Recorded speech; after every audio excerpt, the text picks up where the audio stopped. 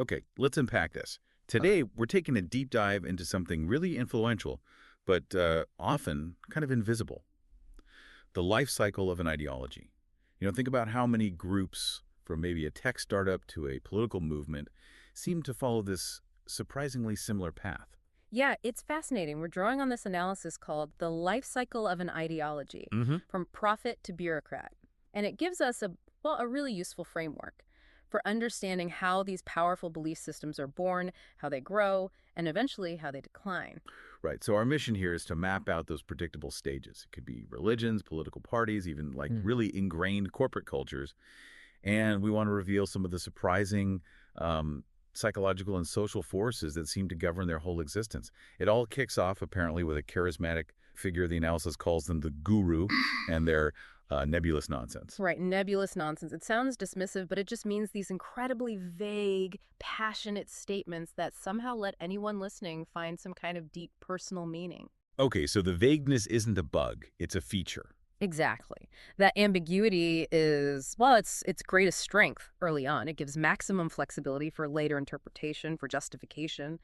It lets the ideology adapt and connect with all sorts of different people as it starts to grow. So why do people actually gather around this? Hmm. This seemingly undefined stuff at the start. What's the pull? Often it's about positive emotions they might be missing in their everyday lives. You've got the guru's charismatic authority. Max Weber talked about this. That confidence, that energy, it's just compelling. There's more to it than just the leader. No, yeah, Yeah. there's the magic of belonging. Yeah. Social identity theory looked into this. Henri Tajfel, John Turner. We humans have this powerful need for an us, a group. It boosts self-esteem, provides security, and also the group itself creates structure. It's like safety as predictability in a world that feels, well, chaotic. Makes sense. Yeah. And then at some point, the guru looks around and thinks, hang on, this group, it's actually a resource. That's the shift. This often leads pretty spontaneously to what the analysis calls a proto-ideology, kind of the first draft of the belief system taking shape. And it rests on three pillars. First, the ideological source, that original nebulous nonsense, now gets used to justify actions, like maybe organizing a park cleanup specifically for harmony. Okay, so the vague idea gets applied. Exactly. Second, ideological behavior. Members start doing things, often for free, like that park cleanup, redistributing their own resources, time, energy, without getting paid directly.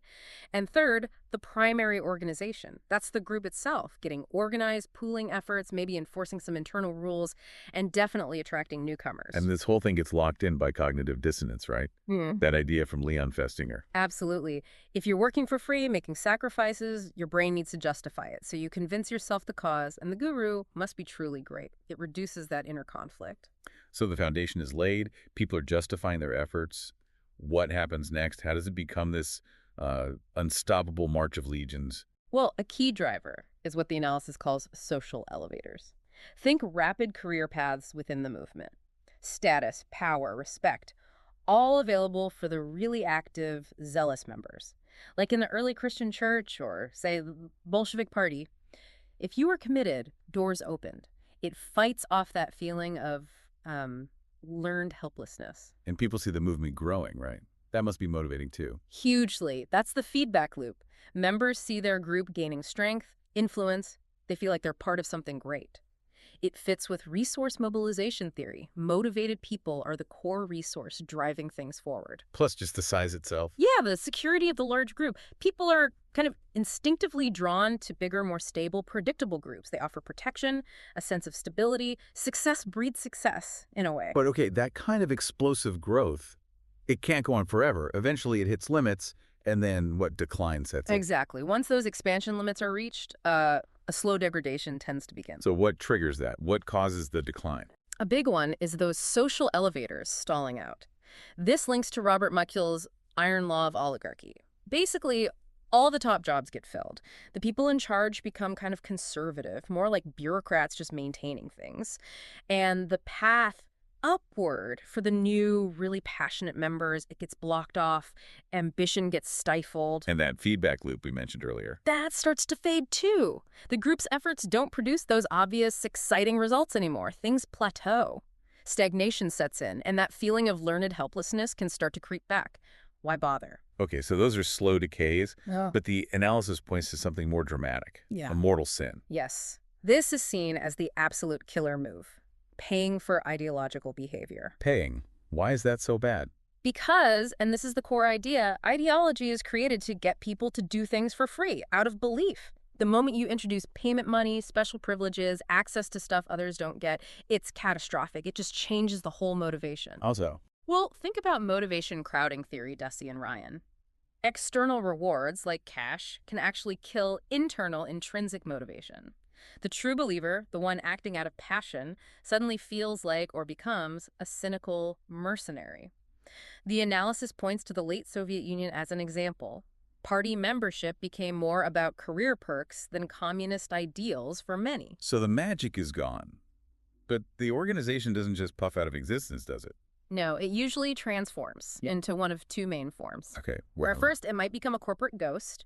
It basically sheds its ideological skin. It becomes a regular company or maybe a state agency with paid staff doing jobs.